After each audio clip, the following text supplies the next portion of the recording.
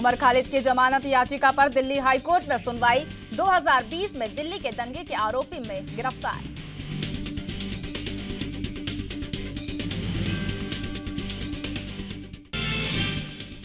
CM के साथ बैठक के बाद पंजाब के किसानों का आंदोलन खत्म। आज गृह मंत्री अमित शाह से मुलाकात करेंगे सीएम भगवंत मान।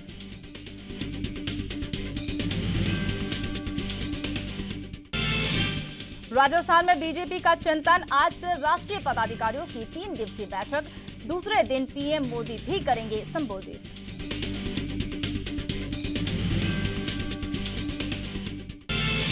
मॉनसून में बाढ़ और चक्रवात को लेकर केंद्र सरकार सतर्क। राज्यों से कहा पूरी तैयारियां करें, ना जाए किसी की जान।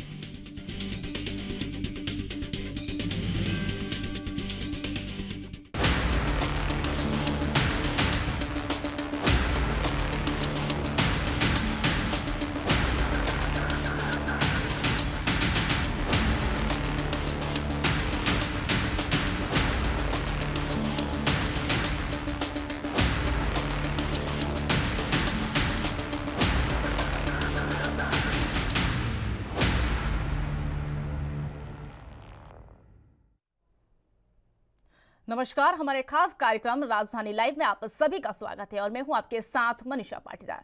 तो बढ़ते हैं बुलेटिन की ओर। आम आदमी पार्टी को लेकर दिल्ली बीजेपी के प्रदेश अध्यक्ष आदेश गुप्ता ने प्रेस वार्ता के माध्यम से दिल्ली में घूम रही डीसीसी बस को लेकर दिल्ली सरकार को घेरा। उन्होंने कहा कि आज दिल्ली की जनता जान इतनी सस्ती हो गई है कि डीसीसी बसों की वजह से लोगों की जान जा रही है, क्योंकि दिल्ली सरकार की डीसीसी बस की हालात इतने खराब हो चुके हैं। बस आज इतनी पुरानी है कि कबाड़े में जाने लायक नहीं है। आज दिल्ली में 11,000 बसों की जरूरत है, पर दिल्ली सरकार के पास लगभग 6,000 बसें ही हैं, जिसमें लगभग 3,000 बसें चल रही है, जो भी खराब स्थिति में है, या कहें डीटीसी बस एक्सपायर हो चुकी है। पर दिल्ली सरकार इन पुरानी बसों को फिर से चला रही है। वहीं लोगों की जान से खिलवाड़ किया जा रहा है।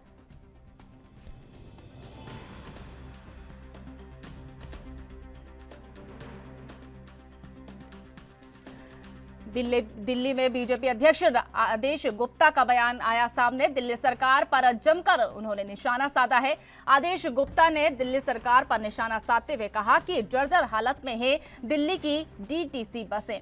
वहीं आदेश गुप्ता ने दिल्ली सरकार पर तंज कसा है। उन्होंने कहा है कि दिल्ली में डीसीसी बस जो है वो जर्जर हालत में है, सरकार के पास बसें नहीं है।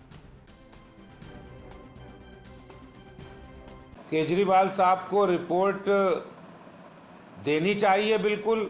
अगर वो रिपोर्ट दे सकते हैं तो वो दें कि आपने डीटीसी की मेंटेनेंस में कितना भ्रष्टाचार किया है। अगर वो रिपोर्ट दे सकते हैं केजरीवाल जी, तो वो दिल्ली के अंदर जिस तरह से फायर डिपार्टमेंट में करप्शन चला है, जिस तरह से उन्होंने फायर डिपार्टमेंट में लापरवाही बरती है, उस पर वो रिपोर्ट देनी चाहिए केजरीवाल जी को। और मुझे लगता है कि दिल्ली नगर निगम की जो भी कार्रवाई चल रही है वो कहीं किसी दूसरे ग्रह पर नहीं चल रही है, वो दिल्ली में ही चल रही है और उनकी आंखों के सामने चल रही है। सोशल मीडिया और मीडिया सब उसको कवर कर रहा है, इसलिए उनकी चिंता मैं समझ सकता हूँ। उनकी चिंता है कि वो अपने भाई बंद जो भूमाफिया हैं, जो बुलडोज़र से डर लग रहा है जिनको, जो बांग्लादेशी रोहिंग्या है, उनके मित्र विधायक हैं, जो भूमाफिया के साथ खड़े हैं, जो अवैध अतिक्रमण करने वालों के साथ खड़े हुए हैं, उनको डर लग रहा है, इसलिए वो रिपोर्ट मांग रहे हैं। रिपोर्ट मांगिए। पिछले कुछ दिनों के अंदर डीटीसी बसों के अंदर लगातार कहीं ना कहीं आग लगने की घटना जरूर देखने को मिली, मगर यहाँ बात करें दिल्ली के अंदर लगभग 1 महीने के अंदर लगभग 6 बसों के अंदर आग लग चुकी है। और इसी को लेकर भाजपा के जो दिल्ली प्रदेश अध्यक्ष है आदेश गुप्ता, उन्होंने कहीं ना कहीं प्रेस वार्ता के माध्यम से दिल्ली सरकार को घेरने की कोशिश की और यहाँ तक कि दिल्ली सरकार के ऊपर आरोप भी लगाए, क्योंकि डीटीसी बसों को लेकर जिस तरीके से आरोप लगाए जा रहे हैं कि डीटीसी बसें जो हैं वो खस्ता हालत में चल रही हैं और उन बसों को कहीं ना कहीं कबाड़े में डाल देना चाहिए या फिर उसका मेंटेनेंस कराना चाहिए। मगर दिल्ली सरकार जो है ना ना तो डीटीसी बसों को लेकर मेंटेनेंस कराती हुई नजर आ रही है, ना ही नई बसों को लाने की बात की जा रही है। मगर दिल्ली सरकार के लिए कहीं ना कहीं भाजपा के आदेश गुप्ता ने जरूर स्पष्ट किया कि लगभग दिल्ली के अंदर 11,000 बसों के लिए कहीं ना कहीं ज़रूरत है, मगर दिल्ली के सरकार के पास लगभग 6,000 बसें हैं, जिसके अंदर से 3,000 बसें जो हैं वो कबाड़ा हो चुकी हैं। मगर 3,000 बसें जो चल रही हैं वो भी कहीं ना कहीं उनकी जो डेट है वो भी कहीं ना कहीं एक्सपायर हो चुकी है। यानी कि सीधे सीधे कहें तो कहीं ना कहीं दिल्ली की जो जनता है वो इन डीटीसी बसों के अंदर जो सफ़र कर रही है उसके अंदर कहीं ना कहीं दिल्ली की जनता की कहीं ना कहीं जोखिम के वाली बात कही जा रही है, क्योंकि जिस तरीके से लगातार दिल्ली के अंदर डीटीसी बसों के अंदर आग लग रही है उससे कहीं ना कहीं दिल्ली सरकार की जरूर मुश्किलें खड़ी होती नजर आ रही है। मगर जिस तरीके से लगातार भाजपा दिल्ली सरकार को घेरने की कोशिश कर रही है और हर आए तीसरे दिन किसी ना किसी मुद्दे पर आम आदमी पार्टी की जो किरकिरी करती है नजर आती है। मगर यहाँ पर बात करें डीटीसी बसों को लेकर, जिस तरीके से कहा गया कि दिल्ली प्रदेश भाजपा के द्वारा कि दिल्ली की जनता की जो कीमत है वो कहीं ना कहीं पानी से भी सस्ती हो चुकी है, मगर इसको लेकर जिस तरीके से आरोप प्रत्यारोप देखने को मिल रहे हैं, क्या दिल्ली सरकार आने वाले दिनों के अंदर डीटीसी बसों के लेकर नई बसें लेके आएंगी या फिर पुरानी बसों को ही मेंटेनेंस कराया जाएगा? मगर यहाँ पर कहीं ना कहीं राजनीति जरूर देखने को मिल रही है। इन राजनीति से जनता को कोई फायदा होता हुआ नजर नहीं आ रहा। कैमरा पर्सन इरफान खान के साथ राजीव कुमार तिवारी, एनबी न्यूज, दिल्ली। इस खबर पर और अधिक जानकारी के लिए हमारे संवाददाता राजीव तिवारी हमारे साथ जुड़ चुके हैं। जी राजीव, दिल्ली में बीजेपी अध्यक्ष आदेश गुप्ता ने एक बार फिर दिल्ली सरकार पर हमला बोला और इस पर डीटीसी बसों को लेकर क्या कुछ अहम जानकारी है, बताइए। बिल्कुल भाजपा के दिल्ली प्रदेश अध्यक्ष आदेश गुप्ता द्वारा कल प्रेस वार्ता के अंदर ये बिल्कुल स्पष्ट किया गया कि दिल्ली के अंदर जो डीटीसी बसें हैं वो इतनी खस्ता हालत के अंदर है जो कहीं ना कहीं कबाड़े के अंदर जाने लायक है। यानी सीधे सीधे कहीं ना कहीं दिल्ली सरकार को घेरने की कोशिश की है, मगर ये भी कहा कि दिल्ली के अंदर लगभग 11,000 बसों की जरूरत है, जिसके अंदर से लगभग दिल्ली सरकार के पास सिर्फ 6,000 बसें हैं, जिसके अंदर से सिर्फ 3,000 बसें ही सड़कों पर, मगर उनकी भी एक्सपायरी डेट निकल चुकी है, यानी कि मेंटेनेंस बिल्कुल भी नहीं की जा रही है। दिल्ली सरकार जो मेंटेनेंस के नाम पर जो चार्जेस दे रही है या फिर कहें जनता का जो पैसा है वो कहीं ना कहीं अपनी जेबों में भरा जा रहा है, उसकी कहीं ना कहीं जांच होनी चाहिए। जर्जर हालत में है दिल्ली की डीटीसी बसें। वहीं आदेश गुप्ता ने केंद्र सरकार पर राज्य सरकार पर निशाना साधा है। उन्होंने कहा कि लोगों की जान जोखिम में डालकर डीटीसी बसें चलाई जा रही है। सरकार को यह सोचना चाहिए कि लोगों की जान जोखिम में है, अगर कुछ हादसा हो सकता है तो इसकी जिम्मेदारी कौन लेगा। आदेश गुप्ता ने सरकार पर निशाना साधते हुए कहा कि डीटीसी बसें जर्जर हालत में हैं, खराब हो चुकी हैं और सरकार के पास सिर्फ 6,000 बसें ही हैं जो 11,000 होनी चाहिए। और इतनी भीषण गर्मी के कारण लोग बसों से जाना प्रेफर करते हैं, लेकिन इस जर्जर हालत बसों में जाने से लोगों को काफ़ी नुकसान हो सकता है। अगर कुछ हादसा होता है तो इनकी जिम्मेदारी कौन लेगा। आपको बता दें, जर्जर हालत में जो दिल्ली में चल रही डीटीसी बसें, उनको लेकर सरकार के पास कुछ भी पुख्ता इंतजाम नहीं है। उन्हें सही कराने की सरकार को सोच रखनी चाहिए, लेकिन सरकार इसकी ओर ध्यान नहीं दे रही है और ना ही कुछ सुविधाएं कराने को मौके पर मौजूद है। यही हम आपको बता दें कि जनता जान जोखिम में डालकर इन बसों में सफर कर रही है, लेकिन अगर कुछ इस दौरान हादसा होता है तो इसकी जिम्मेदारी कौन लेगा। इस पर आदेश गुप्ता ने सरकार को घेरा है। उन्होंने कहा है कि सरकार के पास केवल 6,000 बसें हैं, उन्हें 11,000 बसों की जरूरत थी, लेकिन उनके पास हालात इतने नहीं है कि इतनी बसें हों।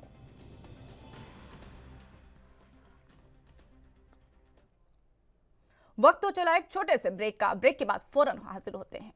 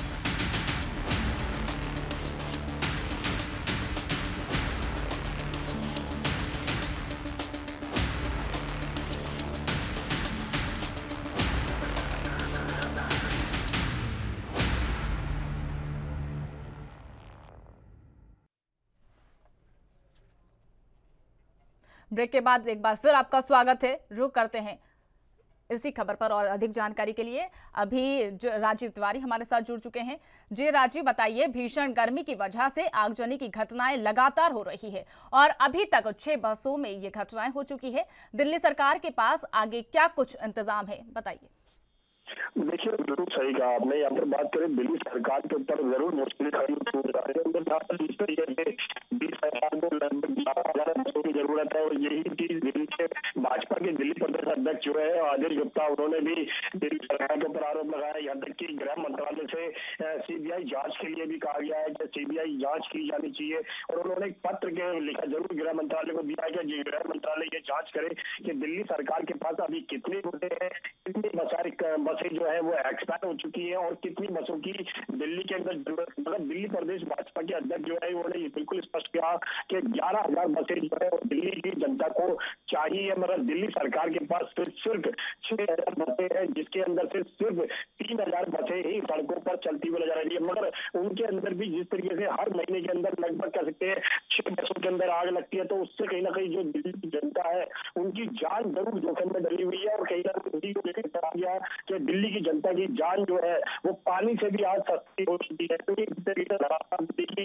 दिल्ली बसों के अंदर आग देखने को मिल रही है, उससे कहीं ना कहीं दिल्ली सरकार जरूर सस्ती में नजर आ रही है। मगर यहाँ पर जिस तरीके से सीबीआई जांच की मांग की जा रही है, सीबीआई जांच के अंदर ये भी कहा जा रहा है कि दिल्ली सरकार जो मेंटेनेंस यानी कि डीटीसी बसों को लेकर जो मेंटेनेंस का जो चार्जिंग है वो क्या अपनी जेबों में रख रही है या फिर डीटीसी बसों के ऊपर खर्च किया जा रहा है। जो एक्सपायरी डेट है बसें है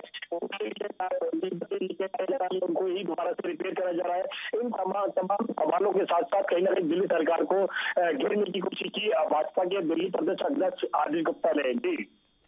जी राजीव, आप ये बताइए कि आदेश गुप्ता के आरोप पर क्या दिल्ली सरकार की कोई प्रतिक्रिया सामने आई है? भाजपा के दिल्ली प्रदेश अध्यक्ष आदेश गुप्ता ने जब प्रेस वार्ता के माध्यम से कहीं ना कहीं दिल्ली सरकार के ऊपर आरोप लगाया, तो दिल्ली सरकार से भी जब बात करने की कोशिश की तो दिल्ली सरकार की तरफ से इस बारे में कोई भी सामने आकर जवाब नहीं देने को तैयार हो रहा है। मगर यहाँ पर जिस तरीके से आए तीसरे दिन दिल्ली डीटीसी बसों के अंदर आग लगती है और बसें जो है वो बहुत ज्यादा खस्ता हालत में आए तीसरे दिन सड़कों पर जाम की स्थिति बनती है, क्योंकि बसें खराब हो जाती है तो वहीं बीच में ही उनको छोड़ना पड़ता है। तो इस तरीके की जो घटनाएं है उसको लेकर जरूर भाजपा के दिल्ली प्रदेश अध्यक्ष आदेश गुप्ता ने गृह मंत्रालय से एक पत्र के माध्यम से शिकायत जरूर की गई है और यहाँ तक कि ये भी कहा गया कि दिल्ली सरकार जो मेंटेनेंस के नाम पर या फिर डीटीसी बसों के नाम पर जो पैसा अपनी जेबों में रख रही है उसकी सीबीआई जांच होनी चाहिए। केंद्र सरकार क्या सीबीआई जांच करेगा नहीं करेगा ये आने वाला समय नहीं बता पाएगा, मगर कहीं ना कहीं दिल्ली सरकार की जरूर मुश्किलें बनी हुई है और आए तीसरे दिन बसों के अंदर आग लग रही है तो उससे तो साफ जाहिर है कहीं ना कहीं दिल्ली सरकार जरूर गिरती हुई नजर आ रही है। मगर यहाँ पर दिल्ली की जनता के लिए जिस तरीके से कहा गया कि दिल्ली की जनता की जान जो है वो कहीं ना कहीं पानी से भी ज्यादा सस्ती हो चुकी है, तो इसका जवाब जो है वो दिल्ली सरकार को ही देना है। मगर दिल्ली सरकार की तरफ से अभी भी कोई भी नेता जो है वो सामने आकर जवाब नहीं दे रहा है। जी ये बताइए कि जैसे दिल्ली की जनता ये डीटीसी बसों में जान जोखिम में डालकर सफर कर रही है, तो क्या इन बसों में जान जोखिम में डालने के बाद अगर कुछ हादसा होता है तो इसके जिम्मेदारी किसकी होगी, ये बताइए। बात करें जिस तरीके से दिल्ली की जनता की जिस तरीके से जान जोखिम में डालकर चार बसों के अंदर जिस तरीके से सफर कर रहे हैं और आए तीसरे दिन कहीं ना कहीं आग लगने की घटनाएं बसों के अंदर देखने को मिलती है।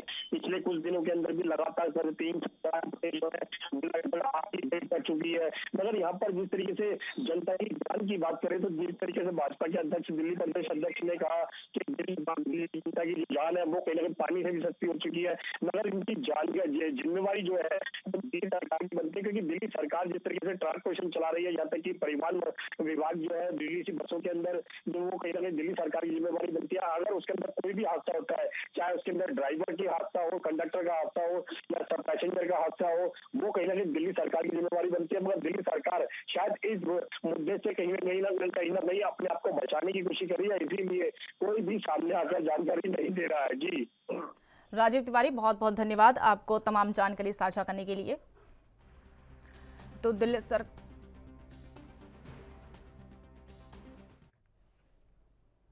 दिल्ली में हर महीने 1500 83 लोग सड़क हादसे में जान गंवा रहे हैं। इस लिहाज में यूपी में 19,000 लोग घायल होकर दम तोड़ रहे हैं, लेकिन लखनऊ में 230 में से 250 लोग घायल होकर सांसें थम रही है। लेकिन तमाम कोशिशों के बावजूद सड़क हादसों में कमी नहीं आ रही है।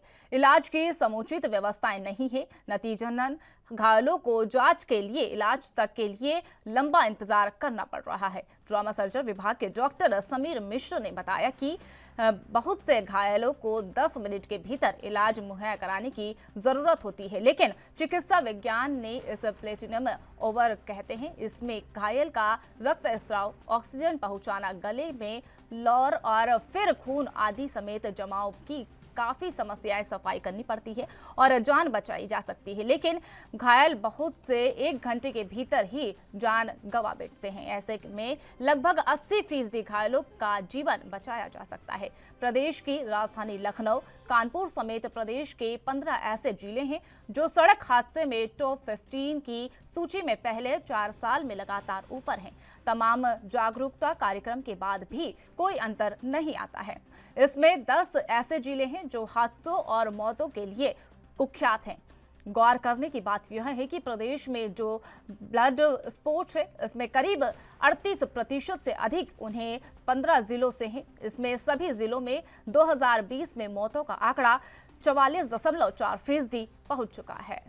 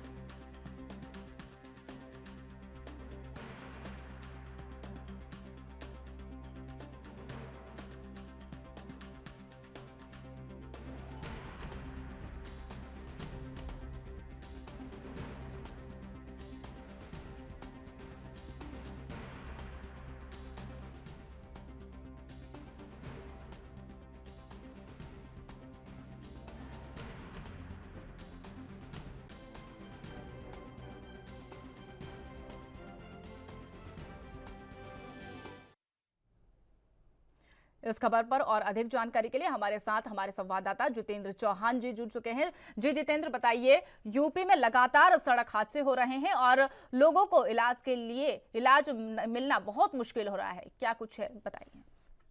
देखिए, बिल्कुल जाहिर सी बात है कि उत्तर प्रदेश के मुख्यमंत्री योगी आदित्यनाथ ने सड़क जो दुर्घटना है उस पर चिंता व्यक्त की है और इसी क्रम में कल उत्तर प्रदेश में होने वाले जो सड़क हादसे हैं उनको रोकने के लिए उत्तर प्रदेश के मुख्यमंत्री योगी आदित्यनाथ ने सड़क सुरक्षा के संबंध में बैठक की थी। तमाम अधिकारी, परिवहन विभाग से अधिकारी से लेकर गृह विभाग तक सभी अधिकारी मौजूद थे और साफ तौर पे 2 टूक उत्तर प्रदेश के मुख्यमंत्री योगी आदित्यनाथ ने कहा है कि जो लगातार बाजारों में और सड़कों के किनारे अतिक्रमण दिखता है वो एक मुख्य वजह है कहीं न कहीं दुर्घटनाओं का। और साफ तौर पे कहा जा सकता है कि जो अवैध स्टैंड चलते हैं, जो ठेकेदारों को दे दिया जाते हैं, माफियाओं को दे दिए जाते हैं, वो इस बार उत्तर प्रदेश में नहीं होगा।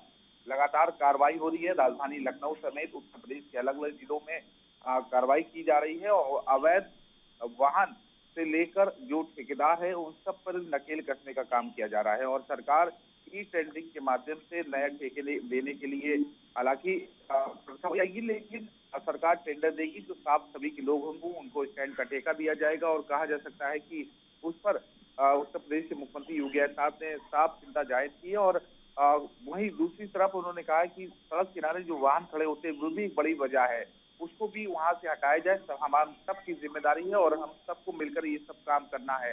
ब्लैक स्पॉट को चिन्हित करें, ब्रेकर इस तरह के ना बनाए कि लोगों को समस्या हो, लोगों की शरीर में दर्द हो और कहीं ना कहीं इतना ऊंचा भी न बनाए कि लोग किनारे से निकल जाएं और ब्रेकर का कोई फायदा भी नहीं है। तो ऐसी तमाम बातें कल उत्तर प्रदेश के मुख्यमंत्री योगी आदित्यनाथ ने कहा है। और कहीं ना कहीं प्रत्येक बात को ये भी कहा है कि प्रत्येक नागरिक का जीवन हमारे लिए अमूल्य है और सबका जीवन हमारे लिए बहुत ही अमूल्य है। और अत्यंत दुखद है कि प्रतिवर्ष हम बड़ी संख्या में लोगों को सड़क दुर्घटना में खोने का काम कर रहे हैं। और उत्तर प्रदेश के मुख्यमंत्री योगी आदित्यनाथ ने एक आंकड़ा भी पेश किया है जिसमें कहा गया है कि यूपी में हर महीने लगभग 1583 लोग सड़क हादसे में जान गंवा रहे हैं।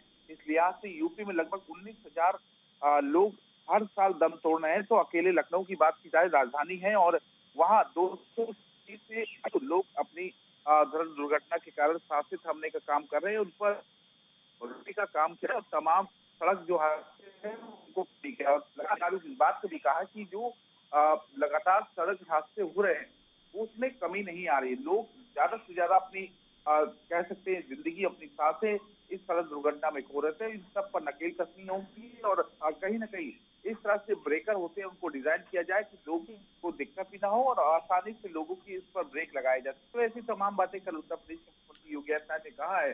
तो वही बात की जाए तो उन्होंने कहा कि स्वास्थ्य व्यवस्था की बात की जाए तो स्वास्थ्य व्यवस्था को दुरुस्त करना होगा, क्योंकि लोगों को सबसे ज्यादा संख्या में जब ड्राइविंग के दौरान दुर्घटना होती है तो समुचित इलाज नहीं मिलता है। वो इलाज की व्यवस्था की जाए और कहीं ना कहीं किसी भी प्रकार की कहीं भी अगर कोई दुर्घटना होती है तो ज्यादा संख्या लोगों को प्राथमिकता के तौर पर इलाज मिले ताकि वो ठीक हो सके।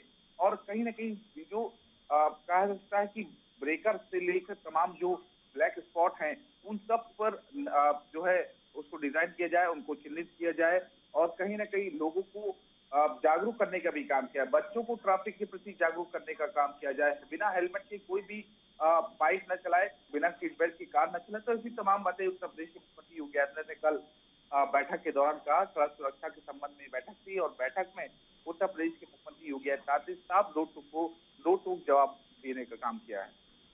जी जितेंद्र, आप बने रहिए हमारे साथ। वक्त हो चला एक छोटे से ब्रेक का। ब्रेक के बाद फौरन हाजिर होते हैं।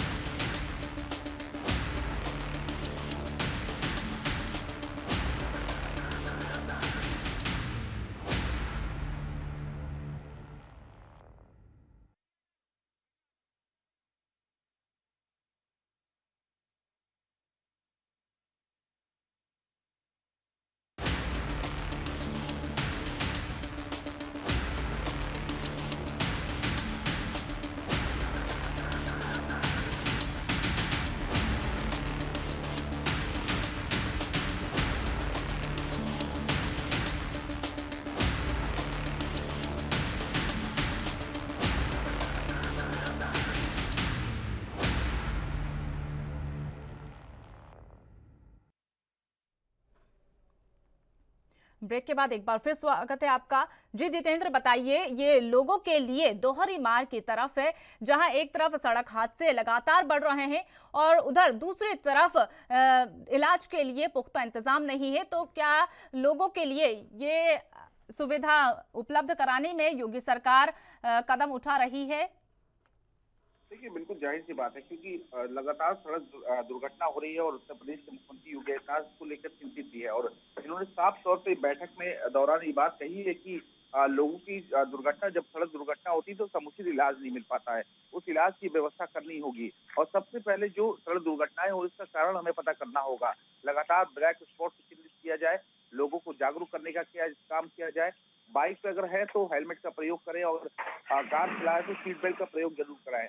और बड़ी संख्या में जो अवैध बसें हैं, चाहे अवैध गाड़ियां हैं, उन पर नकेल किया जाए। और कहीं न कहीं स्कूलों में प्रशिक्षण के दौरान पर ये कह सकते हैं कि प्रशिक्षण के दौरान पर बच्चों को जागरूक करने, ट्रैफिक नियमों के बारे में बताना चाहिए और बच्चों को जागरूकता अभियान करने का काम करें ताकि बच्चे दूसरों को भी संदेश दें और लोग करने का करें। तो तमाम बातों पे, तमाम मुद्दों पर उत्तर प्रदेश के मुख्यमंत्री योगी आदित्यनाथ, तो वही लाउड स्पीकर की बात की जाए तो उन्होंने कहा है कि आपसी समन्वय बनाकर लाउड स्पीकर उतारे जाए और वो लाउड स्पीकर उनको दिए जाए जहाँ स्कूलों में आवश्यकता हो, वहां पर वो दान कर दिया जाए और ताकि वो शिक्षा के काम आए। तो ऐसी तमाम बातें कल उत्तर प्रदेश के मुख्यमंत्री सड़क सुरक्षा जो बैठक हुई थी, उस बैठक में मुख्यमंत्री योगी आदित्यनाथ ने अधिकारियों को निर्देशित किया है।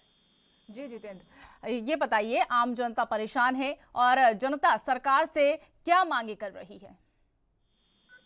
देखिए, साफ तौर पे कहा जा सकता है कि कल उत्तर प्रदेश के मुख्यमंत्री योगी आदित्यनाथ ने सड़क सुरक्षा को लेकर बैठक की थी और कहीं न कहीं आम जनमानस की बात की तो आम जनमानस को सुरक्षा के दृष्टिकोण से सुरक्षा ही चाहिए, क्योंकि परिवार का एक भी सदस्य अगर सड़क दुर्घटना में चले जाते तो उस परिवार को बड़ी पीड़ा होती, क्योंकि कोई परिवार कमाने वाला उसमें होता है, कोई मुखिया होता है। तो जाहिर सी बात है कि सरकार से जनता की यही अपील है कि ज्यादा से ज्यादा जो अतिक्रमण है उनको हटाया जाए, ताकि जाम मुक्त रहे, दुर्घटनाएं ना हो, सड़क किनारे जो गाड़ियां हैं वो सब ना खड़ी हों।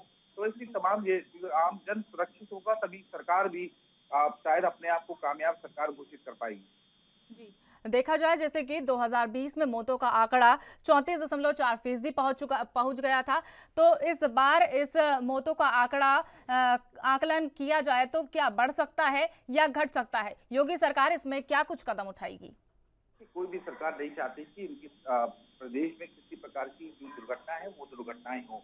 और बात की जाए तो उत्तर प्रदेश के कई जिलों में लगभग 38% से अधिक 15 जिलों में दुर्घटनाएं हुई है। तो वहीं इन सभी जिलों में लगभग 2020 की मौत के आंकड़ा की बात की 34.2। सरकार तो चाहेगी किसी प्रकार की दुर्घटना उत्तर प्रदेश में ना हो, और इसमें कमी लाने के लिए ही कल बैठक हुई थी। और उत्तर प्रदेश के मुख्यमंत्री योगी आदित्यनाथ ने बैठक में सभी अधिकारियों को निर्देशित कर दिया है, नग्गा मार बसें हों चाहे अवैध वाहन हो, उन सब पर नकेल कर दिया जाए।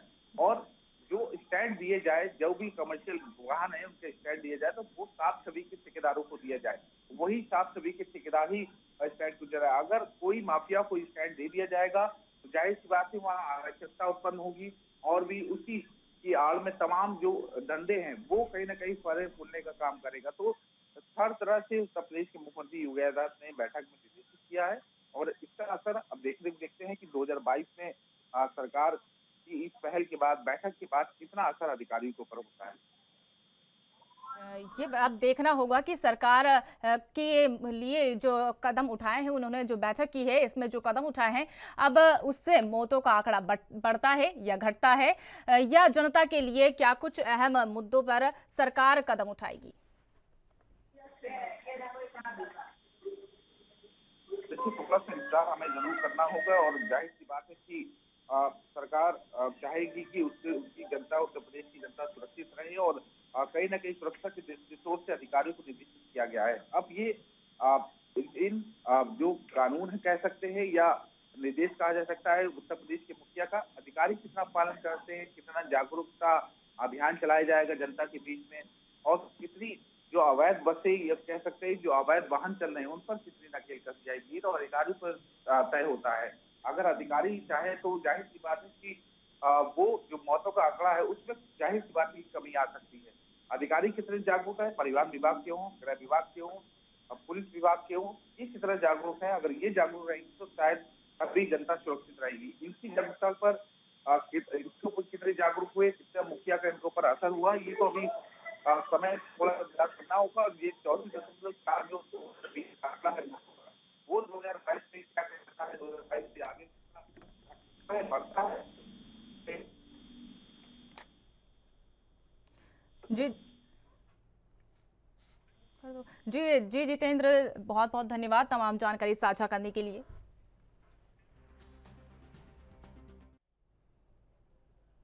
वक्त हो चला एक छोटे से ब्रेक का। ब्रेक के बाद फौरन हाजिर होते हैं।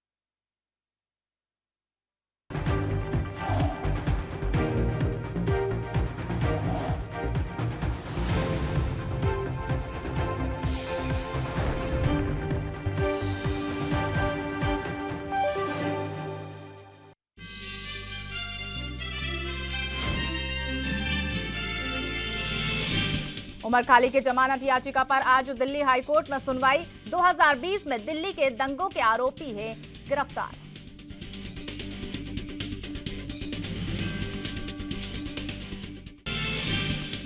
दिल्ली के साथ बैठक के बाद पंजाब के किसानों का आंदोलन खत्म। आज गृह मंत्री अमित शाह से मिलेंगे मुख्यमंत्री भगवंत मान।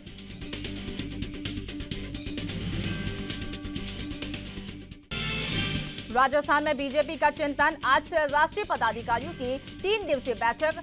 दूसरे दिन पीएम मोदी भी करेंगे संबोधित।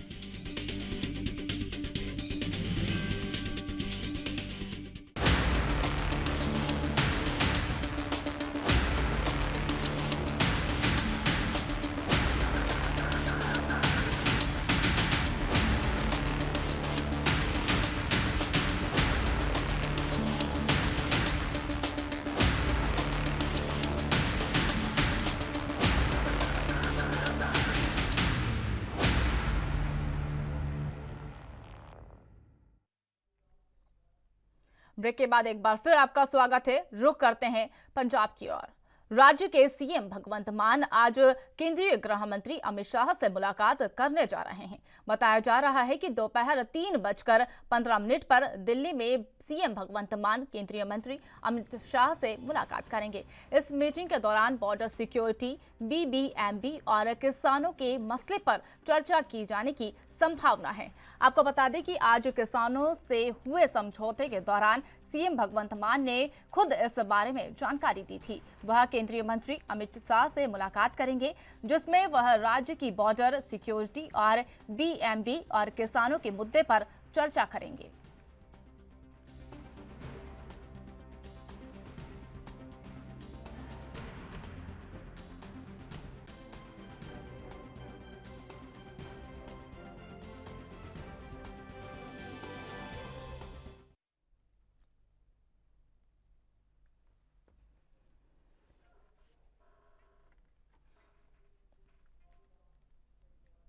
वक्त तो चला एक छोटे से ब्रेक का। ब्रेक के बाद फौरन हाजिर होते हैं।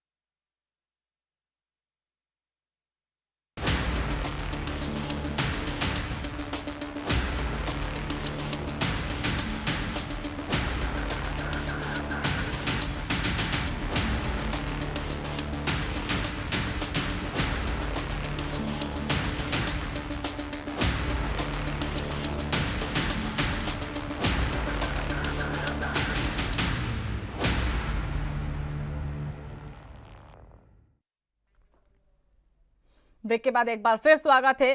रुक करते हैं इसी खबर पर। छत्तीसगढ़ में गृह मंत्री अमित शाह से मुलाकात करेंगे पंजाब के सीएम भगवंत मान।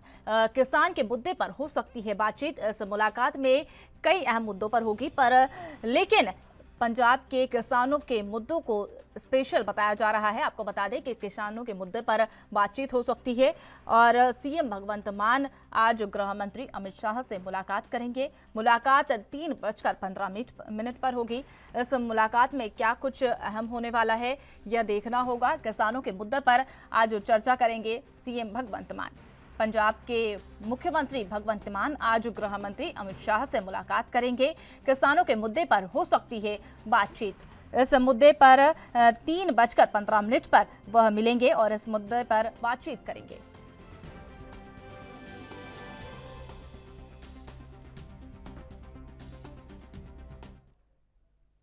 इस खबर पर और अधिक जानकारी के लिए हमारे संवाददाता अमित कुमार हमारे साथ जुड़ चुके हैं। जी अमित, बताइए, भगवंत मान आज अमित शाह से मुलाकात करने जा रहे हैं, क्या कुछ अहम मुद्दों पर बातचीत होने वाली है? जी मनीषा, अगर हम बात करें तो कई अहम मुद्दे हैं जिनके ऊपर डिस्कशन की जाएगी। मैं प्रायोरिटी की बात करता हूँ तो सबसे पहले जो बासमती और मक्की की अगर हम बात करें उसके ऊपर किसानों की तरफ से डिमांड की गई थी कि एमएसपी दी जाए, तो उस चीज को लेकर सीधे तौर पर हम कह सकते हैं कि आज चर्चा की जाएगी। उसके बाद दूसरे कई मुद्दे हैं, क्योंकि पंजाब अगर हम सीधे तौर पर कहें एक बॉर्डर स्टेट है, तो इसमें दो अहम मुद्दे आ जाते हैं उसके बॉर्डर सिक्योरिटी और सिक्योरिटी फोर्सेस को लेकर। तो आप देख सकते हैं कि उन सब चीजों को लेकर भी चर्चा की जा सकती है, क्योंकि एक बहुत इंपॉर्टेंट स्टेट भी आता है, एग्रीकल्चर स्टेट है, तो इसमें कई अहम चीजें, कई अहम पहलू हैं जिनको लेकर आज मुख्यमंत्री भगवंत मान अमित शाह से मुलाकात करेंगे। इसके अलावा अगर आपको बता दें कि बीबीएमबी का भी एक मसला है, जिसके बाकला ब्याज मैनेजमेंट बोर्ड के भी मसला है, उसको लेकर भी वो आज गृह मंत्री अमित शाह से मुलाकात करेंगे। तो देखिए कई चीजों को सीधे तौर पर क्लियर होता है कि किसानों की मेन अगर हम प्रायोरिटाइज करते हैं कि आज मीटिंग है और मेनली फोकस किसानों के ऊपर रहने वाली है। क्योंकि अगर बात करें कल जैसे मोहाली चंडीगढ़ के ऊपर बॉर्डर पे जो किसानों का धरना से खत्म किया गया था, तब मुख्यमंत्री ने खुद किसानों को बताया था कि उनका मसला लेकर के जो उनके समझ से अगर हम कहें कि क्रॉप डाइवर्सिफिकेशन को लेकर मुलाकात करने की बार बार कोशिश कर रहे हैं कि पंजाब में और ज्यादा क्रॉप डाइवर्सिफाई हो सके, और इसके लिए उनका जो सबसे ज्यादा अहम चीज थी वो ये थी कि और अच्छी फसलों पर एमएसपी मिल सके। तो इस चीज को लेकर अब जहाँ सरकार की तरफ से सीधे तौर पर मूंगी पर एमएसपी दे दी गई है, तो अब आगे कोशिश की जा रही है कि और प्राइस मिल जाए। तो इसी को लेकर अगर हम कहें कि मक्की और बासमती इनका मुद्दा लेकर आज मुख्यमंत्री भगवंत मान आज गृह मंत्री से मिलेंगे और इन सब चीजों के ऊपर चर्चा की जाएगी। जी क्या मायने निकाले जा सकते हैं इस मुलाकात के? देखिए अगर मुलाकात के मायने निकाले तो सबसे ज्यादा ये जरूरी होगा कि अगर मूंगी के अलावा हम बात करें बासमती और अगर मक्की के ऊपर सहमति बन जाती है तो पंजाब की खेती को एक नया जीवन मिल सकता है। पंजाब के जो पानी का लेवल लगातार कम हो रहा है, अगर इसके ऊपर सहमति बनती है तो उसके ऊपर स्टेबिलिटी आ जाएगी। तो ऐसे में ये बहुत ज्यादा जरूरी है कि अगर भगवंत मान किसी तरह से गृह मंत्री अमित शाह को बना पाते हैं कि इन सब चीजों के ऊपर चर्चा की जाए, इन पहलुओं पर एक्सेप्ट किया जाए और इनके ऊपर भी अनाउंस किया जाए, क्योंकि एक बार अगर इन पे एमएसपी अनाउंस हो जाती है तो पंजाब किसानी को वापस एक नया जीवन मिलेगा, एक बूस्ट। अब सीधे तौर पर हम कह सकते हैं मेजर बूस्ट अप हम यहाँ पे मिलेगा, पंजाब के किसानों को देखने को मिलेगा और वो तो एक अगर हम कहें हाड़ी और सोनी के एक चक्कर में फंसे हुए हैं उससे वो बाहर निकल पाएंगे, जो कि दो जी हो पाएगा। जी अमित जी, बताइए, किसान सरकार से नाराज चल रही है और किसानों के ही मुद्दे पर बातचीत होने लगती है, तो क्या लगता है क्या समाधान निकलेगा इससे? देखिए अगर मनीषा अगर हम बात करें तो समाधान एक परसेंटल समाधान निकल चुका है। अगर हम बात करें कल जैसे की डिस्कशन हुई थी तो उसमें लगभग 13 मुद्दों के ऊपर से 13 लेके किसान गए थे मुख्यमंत्री के, जिसमें से 10 से 12 मुद्दों के ऊपर सहमति बन चुकी है। तो आप देख रहे हैं सरकार किसानों की बात, पंजाब सरकार ने किसानों की बात मान की है और जो एक मेन मुद्दा रह गया अगर हम कहेंगे बासमती और मक्की का, तो वो मसला लेकर क्योंकि वो सरकार स्टेट गवर्नमेंट ने सेंट्रल गवर्नमेंट के अंदर आता है एमएसपी के ऊपर, तो वो मसला लेकर खुद मुख्यमंत्री और गृह मंत्री से मिल रहे हैं। तो आप देख सकते हैं प्रायोरिटाइज किसानों को किया जा रहा है, क्योंकि खेती बाड़ी से आधारित सूबा है पंजाब और इसमें बहुत ज्यादा जरूरी हो जाता है कि पंजाब के किसानों की और वही चीज उस चीज को प्रायोरिटाइज करते खुद मुख्यमंत्री नजर आ रहे हैं। तभी अगर हम कहें कि आज की जो मीटिंग है गृह मंत्री की उसमें कहीं ना कहीं किसानों को ज्यादा प्रायोरिटाइज किया जाएगा। उसके अलावा ऑफकोर्स पंजाब के अन्य जरूरी मसले जैसे बीबीएमबी का मसला है बॉर्डर सिक्योरिटी का मसला, इन सब के ऊपर भी डेफिनेटली चर्चा हो, पर जो प्रायोरिटी कहीं ना कहीं दी जाएगी वो तौर पे हम कह सकते हैं कि जो किसानों के मसला है उस पर रहेगी। जी, जैसे कि आप बता रहे हैं कि किसानों को प्रायोरिटी दी जाएगी, तो क्या ये कह सकते हैं कि ये मुलाकात किसानों के लिए राहत की खबर हो सकती है या फिर उनके लिए एक खुशी की खबर हो सकती है? देखिए, खुशी की खबर तो डेफिनेटली है। देखिए, कोई भी सरकार अगर अब स्टेट गवर्नमेंट अपनी सेंट्रल गवर्नमेंट से बात करती है, तो जितनी स्टेट गवर्नमेंट सेंट्रल गवर्नमेंट के ऊपर बात करेंगी, मसला उठाएंगी एमएसपी को लेकर, तो उतनी ज्यादा किसानों की अच्छी खबर होगी। तो किसान ऑफकोर्स इस स्टेप का मेजर वेलकम कर रहे हैं कि खुद मुख्यमंत्री भगवंत मान ये स्टेप उठा रहे हैं। तो किसानों की तरफ से लगातार एक लंबे समय से एडवांस की जा रही है कि हमें अन्य फसलों पे भी एमएसपी दी जाए, तो वही चीज है, वही उस चीज को ही प्रायोरिटाइज किया जाएगा। अब ये देखना होगा कि इस मीटिंग का क्या कोई पॉजिटिव रिस्पॉन्स निकलता है। अगर पॉजिटिव रिस्पॉन्स निकलता है तो किसानों के, अगर हम कहें पूरे भारत के किसानों के लिए एक अच्छी खबर होगी। जी, जैसे कि देखा जाए कि राज्य की बॉर्डर सिक्योरिटी और बीबीएमबी पर भी चर्चा हो सकती है, तो क्या इस पर भी राहत मिल सकती है? देखिए, बीबीएमबी का मसला अगर हम कहें कि पिछली सरकार से चला आ रहा है, भाखड़ा ब्यास मैनेजमेंट बोर्ड के ऊपर जो एक बड़ा सा, अगर हम कहें कि बहुत बड़ा सवाल है, उसको लेकर, उसकी सिक्योरिटी को लेकर, वहाँ बीबीएमबी की अगर बात करें तो उसमें सिक्योरिटी जहाँ पहले पंजाब और हरियाणा के विषय सेंटर के हवाले किया जा रहा था, अगर हम कहें तो इन सभी चीजों के ऊपर चर्चा इंटरनली चल रही है। एक लंबे समय से प्रोटेस्ट हमें देखने को मिल रहे हैं, सरकार की तरफ से, स्टेट गवर्नमेंट की तरफ से सीधे तौर पर प्रोटेस्ट किए जा रहे हैं कि इस चीज को कंसिडर ना किया जाए। तो बीबीएमबी या फिर हम कहेंगे सीधा भाखड़ा सीधे तौर पर पंजाब, हरियाणा, हिमाचल के अंदर आता है, तो सभी तो ये चीज बार बार की जा रही है कि इसकी जो सिक्योरिटी तो हमारे पास ही रहेगी, और जो उसकी मैनेजमेंट बोर्ड में हिस्सेदारी है, तो मैनेजमेंट बोर्ड के जो बदलाव की बात की जा रही है उसमें भी प्रायोरिटाइज पंजाब के लोगों को ही किया जाए, ना कि कोई बदलाव उसमें किया जाए। तो ये मसला भी उठाया जाएगा, पर इसके ऊपर अगर हम कह सकते हैं कदम ऑलरेडी उठाए जा चुके हैं, तो इस चेंजेस की चांसेस कभी नजर आ रहे हैं। जी, बहुत बहुत धन्यवाद तमाम जानकारी साझा करने के लिए अमित कुमार।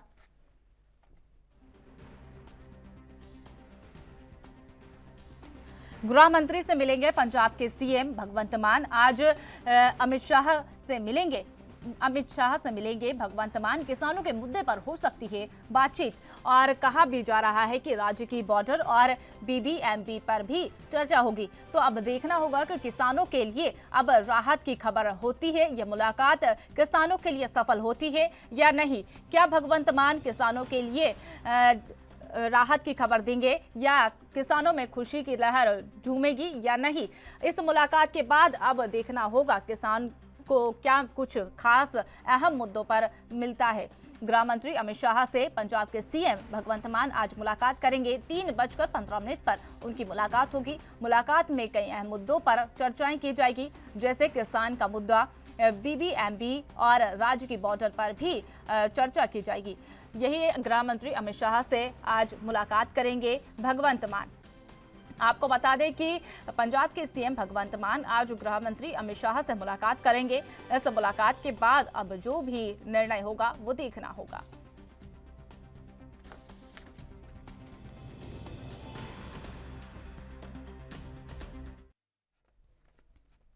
दस जून को हिमाचल प्रदेश में होने वाले केंद्रीय विश्वविद्यालय के 6ठे दीक्षांत समारोह में राष्ट्रपति रामनाथ कोविंद बतौर मुख्य आतिथ्य के रूप में धर्मशाला आ रहे हैं। वहीं 17 से 18 जून को देश भर के मुख्य सचिवों की बैठक लेने के लिए प्रधानमंत्री नरेंद्र मोदी भी धर्मशाला पहुंचेंगे। केंद्र सरकार ने उनका दौरा फाइनल कर दिया है। सीयू के दीक्षांत समारोह के बाद राष्ट्रपति सर्किट हाउस धर्मशाला में रात्रि विश्राम करेंगे। राष्ट्रपति का यह कार्यक्रम फाइनल हो गया है। जिला प्रशासन को इसकी सूचना भी मिल गई है। जिला प्रशासन अब तैयारियों में जुट गया है। 11 जून को राष्ट्रपति कुल्लू में एक कार्यक्रम के लिए भी जाएंगे। दीक्षांत समारोह में केंद्रीय शिक्षा मंत्री धर्मेंद्र प्रधान, खेल मंत्री अनुराग ठाकुर भी मौजूद रहेंगे।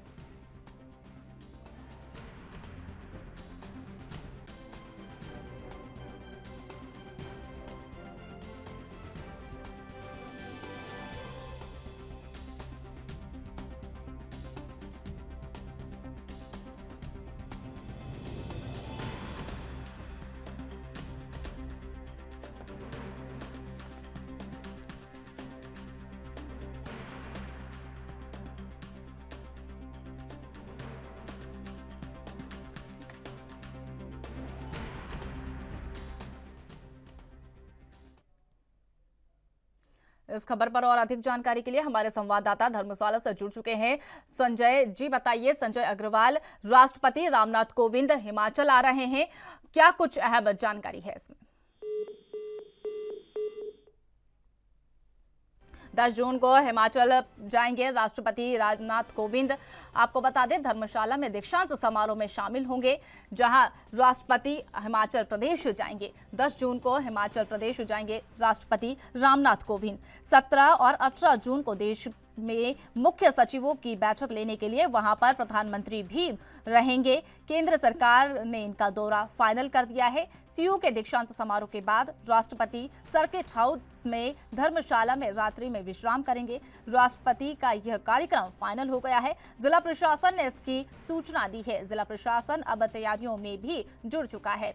आपको बता दें 10 जून को हिमाचल में होने वाले केंद्रीय विश्वविद्यालय के 6ठे दीक्षांत समारोह में राष्ट्रपति रामनाथ कोविंद जाएंगे।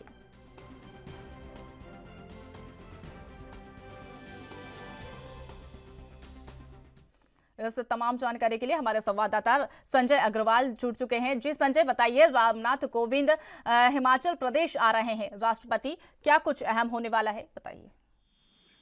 जी मिनिस्टर, राष्ट्रपति जो ये मतलब यहाँ पे धर्मशाला दूसरी बार आने वाले हैं। पिछले 2 सालों में जो सीयू धर्मशाला की सीयू है वो अपना कोई भी कार्यक्रम नहीं कर पाई थी। 2017, 18, 19 के जो विद्यार्थी हैं जिनको डिग्रियां में गोल्ड मेडल देने हैं वो राष्ट्रपति के द्वारा दिए जाएंगे। इसलिए राष्ट्रपति जी को यहाँ पे बुलाया गया है ताकि वो अपने हाथों से जो 2017 बैच के, 18 के, 19 के विद्यार्थी हैं जिन्हें टॉप किया उनको गोल्ड मेडल व अन्य डिग्रियां प्रदान की जा सके। जी संजय, जैसे राष्ट्रपति रामनाथ कोविंद हिमाचल प्रदेश में उनका आगमन होगा तो उनकी तैयारियों को लेकर क्या क्या व्यवस्थाएं की गई हैं? मैं बता दूं मिश्रा जी, यहाँ पे तैयारियों के लेकर उनकी सुरक्षा व्यवस्था को लेकर एक अहम मुद्दा रहता है, जिसको लेकर हिमाचल सरकार ने अभी से तैयारियां शुरू कर दी हैं। और ये जो इंडोर स्टेडियम है उसमें ये किया जाएगा प्रोग्राम, क्योंकि जून महीने में यहाँ पे बरसात का मौसम शुरू हो जाता है। इसको लेकर इन्होंने इंडोर स्टेडियम में इसको फंक्शन को, कार्यक्रम को कराने का निर्णय लिया ताकि किसी भी प्रकार की मौसम भी बाधा ना बने। सुरक्षा व्यवस्था भी यहाँ पे कड़ी की जाएगी। उसके अतिरिक्त वाहनों की, अन्य वाहनों की जो आवाजाही है वो भी सुचारू रूप से बनाई जाएगी। इसमें कुछ रोड जो है को चेंज किया जाएगा ताकि ट्रैफिक व्यवस्था वो सुचारू रूप से चलती रहे और लोगों को भी किसी प्रकार की परेशानियों का सामना न करना पड़े। ये तमाम बातें जो मुद्दा है कि तमाम बातों को लेकर तो तैयारियां की जा रही। जी, जैसे कि दीक्षांत समारोह में राष्ट्रपति आ रहे हैं, लेकिन क्या चुनाव से जुड़े इस मुद्दे पर भी बातचीत कर सकते हैं या फिर चुनाव को भी उनका जायजा ले सकते हैं? नहीं, ये जो एक सीयू केंद्रीय विश्वविद्यालय का प्रोग्राम है, इसमें राजनीतिक मतलब कोई भी मुद्दा नहीं रहेगा। ये सिर्फ कॉलेज का कार्यक्रम है, कॉलेज का कार्यक्रम ही इसमें सीमित है। और जो बच्चों को डिग्रियां दी जाएंगी वो वहीं तक ही सीमित है। इसमें प्रदेश के मुख्यमंत्री जयराम ठाकुर, अपने केंद्रीय मंत्री अनुराग ठाकुर, अपने शिक्षा मंत्री, ये तमाम मतलब आला अधिकारी जो है ये कार्यक्रम में मौजूद रहेंगे। जी, बहुत बहुत धन्यवाद संजय अग्रवाल आपका तमाम जानकारी साझा करने के लिए।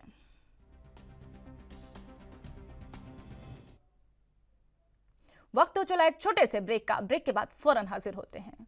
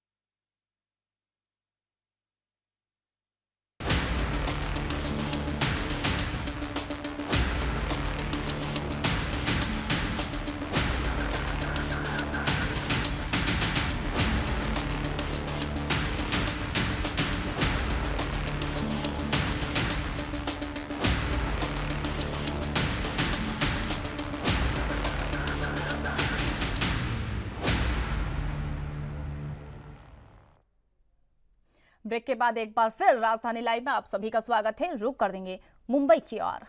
शरद पवार विवाद में फंसी महिला मराठी एक्ट्रेस केतकी चितले की कई मुश्किलें लगातार बढ़ती जा रही है। पुलिस कस्टडी खत्म होने के बाद थाने कोर्ट में पेश किया गया है, जहां कोर्ट में केतकी को 14 दिन के लिए न्यायिक हिरासत में भेज दिया है, लेकिन गोरेगांव पुलिस ने तुरंत अर्जी लेकर हिरासत में लेने की मांग की है। अदालत ने गोरेगांव पुलिस को केतकी हिरासत दे दी है। मराठी अभिनेत्री केतकी ने एनसीपी प्रमुख शरद पवार के खिलाफ आपत्तिजनक पोस्ट किया था, जिसके बाद गोरेगांव पुलिस स्टेशन ने भी मामला दर्ज कर लिया। आपको बता दें कि केतकी ने एनसीपी प्रमुख शरद पवार के खिलाफ आपत्तिजनक पोस्ट किया था, जिसके बाद गोरेगांव पुलिस स्टेशन ने भी मामला दर्ज कर लिया। इसके पहले मराठी फिल्म अभिनेत्री केतकी को कस्टडी मुंबई पुलिस को मिली थी।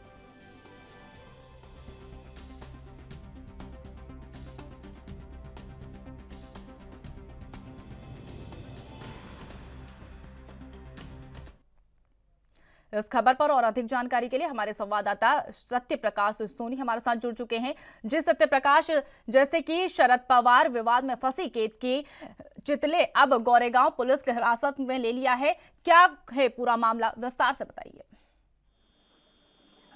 बिल्कुल मनीषा जी, देखिए जिस तरह से केतकी चितले ने महाराष्ट्र में शरद पवार के खिलाफ फेसबुक पर आपत्तिजनक पोस्ट की थी, उसको लेकर कहीं कहीं केतकी चितले की मुश्किलें लगातार बढ़ती जा रही है। हालांकि थाने पुलिस ने उन्हें 15 मई को गिरफ्तार किया था। 3 दिन की रिमांड के बाद कल उन्हें थाने कोर्ट में पेश किया गया, जहां पर उन्हें 14 दिन की न्यायिक हिरासत में भेज दिया गया। लेकिन इसके पहले ही चितले के खिलाफ मुंबई, थाने और पुणे के सहित 5 और मामले दर्ज किए गए हैं, जिनमें अन्य पुलिस अधिकारी जो है उनकी हिरासत मांग रहे थे। लिहाजा कल मुंबई की गोरेगांव पुलिस ने हिरासत लेने की पूरी प्रक्रिया थाने जेल से कर ली है। अब आज उन्हें मुंबई के गोरेगांव पुलिस स्टेशन लाया जाएगा, जहां पर उनके खिलाफ दर्ज की गई शिकायत के मामले में उनसे पूछताछ की जाएगी। ऐसा माना जा रहा है कि इसके अलावा मुंबई के 3 अलग अलग पुलिस स्टेशनों में केतकी चितले के खिलाफ मामला दर्ज किया गया, उनमें भी पूछताछ हो सकती है। फिलहाल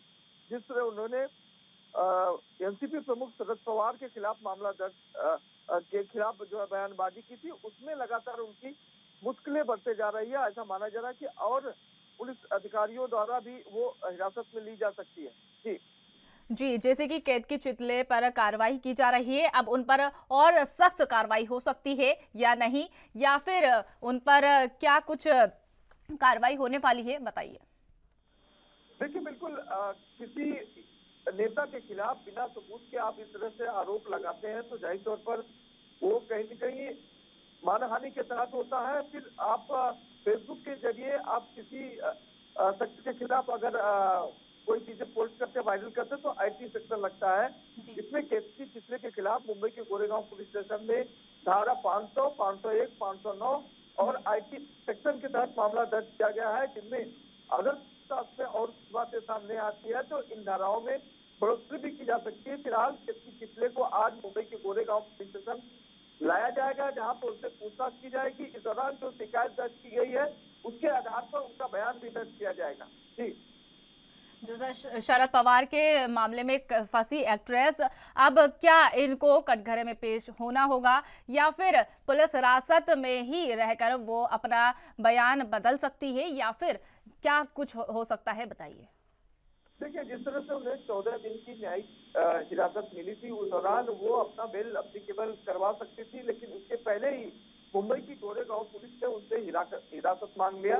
लिहाजा हिरासत की पूरी प्रक्रिया कल पूरे दिन चली। ऐसे में केतकी चितले को आप गोरेगांव पुलिस स्टेशन के हवाले कर दिया जाएगा। हालांकि क्राइम ब्रांच ने कल उन्हें मेडिकल कराने के बाद पुनः थाने के जेल में बंद कर दिया। आज मुंबई की गोरेगांव पुलिस थाने जेल जाकर उनको हिरासत में लाएगी और पूछताछ करेगी।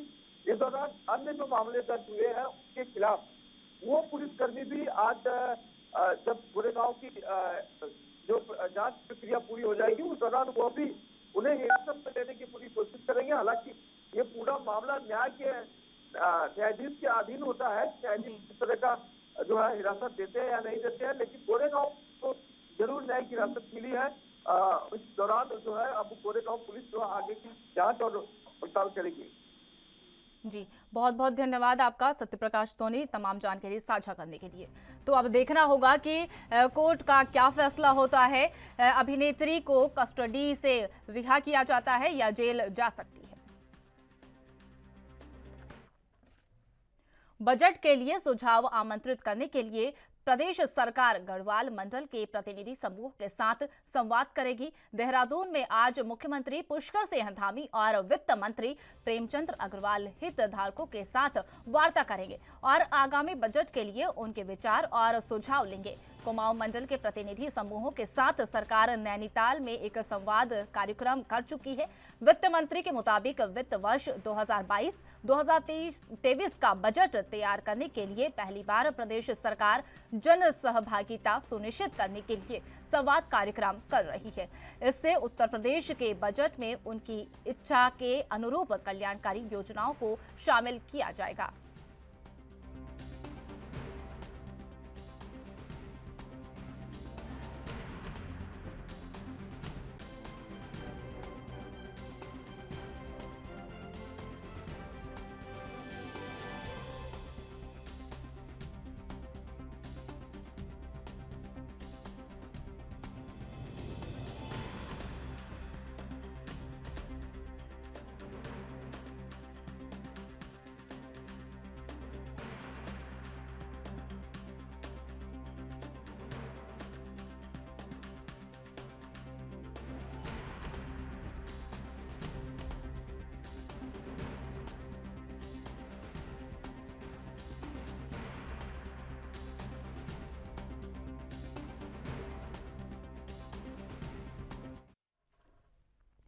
इस खबर पर और अधिक जानकारी के लिए हमारे संवाददाता अस्करी जाफरी हमारे साथ जुड़ चुके हैं। जी अस्करी, बताइए, आगामी बजट को लेकर आज सीएम धामी जनता के संवाद करने वाले हैं, क्या कुछ अहम हो सकता है इसमें? देखिए मनीषा, बजट के लिए सुझाव आमंत्रित करने के लिए प्रदेश सरकार गढ़वाल मंडल के प्रतिनिधि समूह के साथ संवाद करने जा रही है। आज यानी 19 मई को देहरादून में मुख्यमंत्री पुष्कर सिंह धामी और वित्त मंत्री प्रेमचंद अग्रवाल जो हैं वो हितधारकों के साथ वार्ता करेंगे और आगामी बजट के लिए उनके विचार और सुझाव को भी जानेंगे। मनीषा, बता दें कि आज ये पहली बार हो रहा है वित्तीय वर्ष 2022-23 में बजट की तैयारी करने के लिए पहली बार प्रदेश सरकार जन सहभागिता सुनिश्चित करने के लिए संवाद कार्यक्रम करने जा रही है। क्योंकि इसलिए हो रहा है क्योंकि प्रदेश सरकार की ये इच्छा है, प्रदेश सरकार चाहती है कि किस तरह से आम बजट को जो है वो लोगों के लिए और बेहतर बनाया जाए। इससे के बजट में उनकी इच्छा के अनुरूप कल्याणकारी योजनाओं को शामिल करने की भी योजना है प्रदेश सरकार की। साथ ही आपको बता दें कि गढ़वाल मंडल के प्रतिनिधि समूह की बैठक आज खुद मुख्यमंत्री लेंगे, जो शाम 4 बजे होने जा रही है।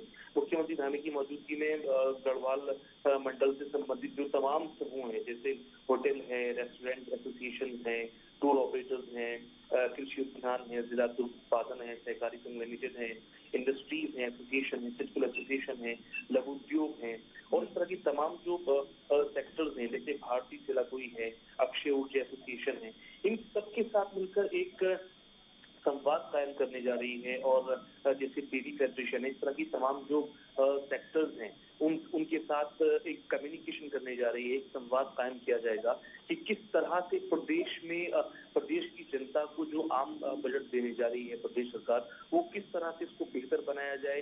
इसमें एक दूसरे के सुझाव पर चर्चा होगी, इसमें एक दूसरे के सुझाव दिए जाएंगे, उस पर एक बड़ा डिस्कशन होने जा रहा है आज शाम 4 बजे। खुद जिसमें मौजूद रहेंगे प्रदेश जी अस्करी जाफरी जी, बहुत बहुत धन्यवाद तमाम जानकारी साझा करने के लिए। अब देखना होगा कि बजट में क्या कुछ होता है, सरकार किस वर्ग पर जोर डालती है। आज बजट पेश होने वाला है, अब देखना होगा।